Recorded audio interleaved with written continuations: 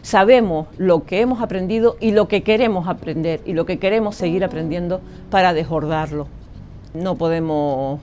olvidar ahí, aparte de Carlos Núñez ya mencionado, evidentemente al padre Paulo Freire, ¿no? Al padre de esta forma de ver la educación. Todas estas cosas que estamos diciendo, al final, bueno, hay que organizarlas y alguien las tiene que organizar. Y yo creo que la gente que está en estos procesos acaba sabiendo organizarse bastante bien, incluso yo diría mejor muchas veces que las formas tradicionales de organización. Porque las formas tradicionales de organización, de municipios, de asociaciones, de sindicatos, de partidos, etcétera, son muy patriarcales, muy jerarquizadas, en ese sentido de que unos pocos son los que asumen la responsabilidad de todo y acaban por no dejar que fluyan las iniciativas desde la base, desde nuevos colectivos, desde nuevas iniciativas, etc. Entonces, para superar este tema tan patriarcal, de la forma tradicional, familiar, etc., bueno, muchos movimientos de mujeres, precisamente, han empezado a pensar cómo recuperar esas iniciativas de vida cotidiana, no solamente de las mujeres, sino de jóvenes, de muchos otros colectivos que no son tenidos en cuenta habitualmente por nuestras democracias institucionalizadas, ¿no? Cómo entrar en procesos instituyentes a partir de iniciativas muy variadas, del día a día, que van surgiendo sobre la marcha, por gente que quiere hacer cosas nuevas, que quiere hacer cosas diferentes y que no están en ningún programa previo que se haya votado o que no se haya votado, ¿no? Ahí acaban creándose redes, plataformas de democracias participativas o de foros que impulsan estas democracias participativas, tanto desde municipios y desde gobiernos locales como desde la propia gente, ¿no? Desde la propia gente. Y sin duda, cuando confluyen democracia representativa y democracia más de base, pues acaba formándose alguna manera de democracia participativa que es, bueno, un salto adelante en la profundización democrática que necesitamos en estos momentos. No es simplemente un sistema democrático para superar una dictadura, que esto se ha correspondido con épocas anteriores o un autoritarismo muy claro, sino para que no se quede en una democracia de pocos, una democracia de élites, sino para que sea una democracia que pueda vivir desde la vida cotidiana, desde la gente, desde los colectivos, de las iniciativas de la gente, estén organizados o no estén organizados, ¿no? Aquí muchos movimientos de mujeres han trabajado este tema y, por ejemplo, en el ecofeminismo, Vandana Shiva, María Mies, etcétera, han aportado cosas muy interesantes, la democracia como un bosque, donde todos los elementos de un ecosistema contribuyen al bienestar general, Boaventura Santos, que trabaja la crítica de la razón indolente, es decir, la crítica de la pasividad de nuestra sociedad, de dejar que solo los políticos se encarguen de las cosas políticas, etcétera, ¿no?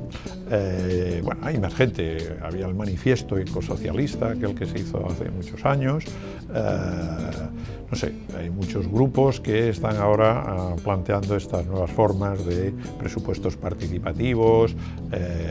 iniciativas legislativas populares, etcétera, formas de intervención de la gente, de los colectivos en la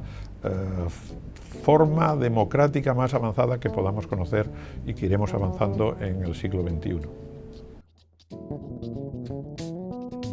Hay algunas cosas con las que no estamos muy de acuerdo, que es como una especie de sectorialización, incluso yo diría de corporativismo, de algunos grupos vecinales, sindicales, movimientos, etcétera, que como que arriman solamente el ascua para su sardina y que no tienen una visión completa o compleja de lo que es los fenómenos sociales, ¿no? Y claro, entonces los de educación con la educación, los de la salud con la salud, etcétera, como si la salud y la educación pues no tuvieran interacciones entre sí, ¿no? Entonces nosotros preferimos hablar de construir colectivamente entre distintos sectores, juntando sus diferentes perspectivas, lo que llamamos una idea fuerza, es decir, algo que sea capaz de emocionar y de movilizar a colectivos amplios, independientemente del sector específico en el que ellos estén o los que les preocupe, ¿no? Esta idea de fuerza más colectiva, más marco, más capaz de generar más allá de lo sectorial, nos parece que es algo que, por ejemplo, está surgiendo últimamente con esa idea que ha surgido en los foros sociales mundiales y luego en muchos otros foros sociales de otro mundo es posible. Otro mundo es posible no es nada concreto, ¿verdad? Pero sí da la idea de cómo conjuntar factores económicos con factores educativos, con factores emocionales, con factores campesinos, con factores indígenas, con factores de nuevas tecnologías. Es decir, cómo todo eso podemos construir otro mundo posible de alguna forma, ¿no? Y ahí hay una serie de gente que ha venido criticando formas tradicionales demasiado segmentadas, demasiado racionalistas, ¿no? de hacer las cosas, de hacer el cambio social.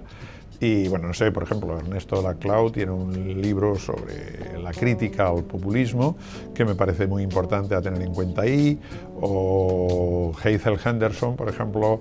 cómo montar el tigre del cambio en el que estamos ahora mismo metidos en él, o Saskia Sassen, por ejemplo, las contrageografías que podemos ir construyendo, o Chomsky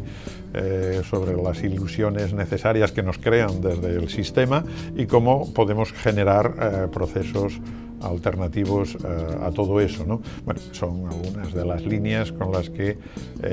nosotros queremos decir, bueno, hace falta que haya esa coordinación y confluencia en ideas fuerza construidas colectivamente por todos los movimientos sociales que se acercan a plataformas unitarias, a redes unitarias de desarrollar estas nuevas metodologías participativas.